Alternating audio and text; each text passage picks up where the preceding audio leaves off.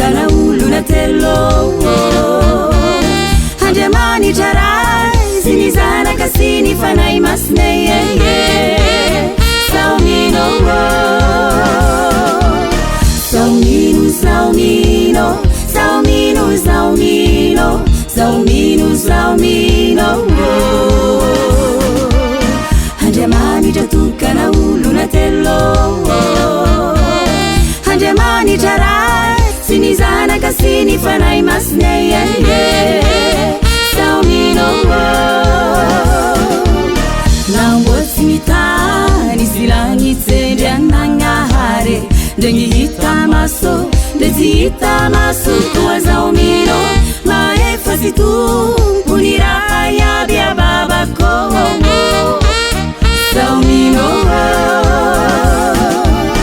Nangira kinyana ke munziana baba zangahare Nitafi nifumba nulumelu zitumpu Kwa Saumino Natera kimari ya viri zineze Suzuki ko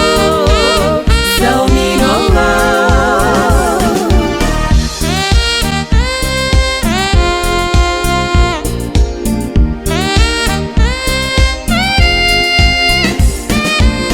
Saumino Saumino Saumino Saumino Saumino Saumino Handemani tukana uluna telo Handemani tarai sinizana kasini fanai masne Saumino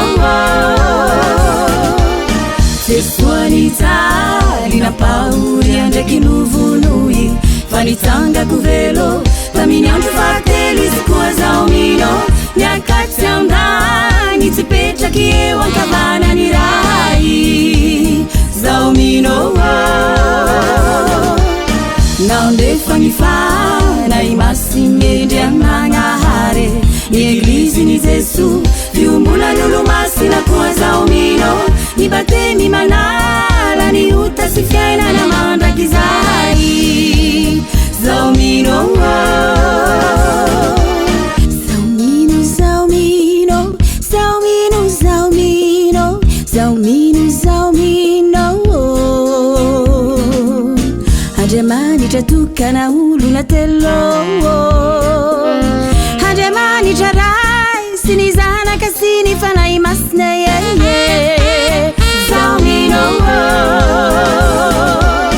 Saumino Saumino Saumino Saumino Saumino Saumino Handemani tukana uluna telo Handemani tarai sinizana kasini fanai masne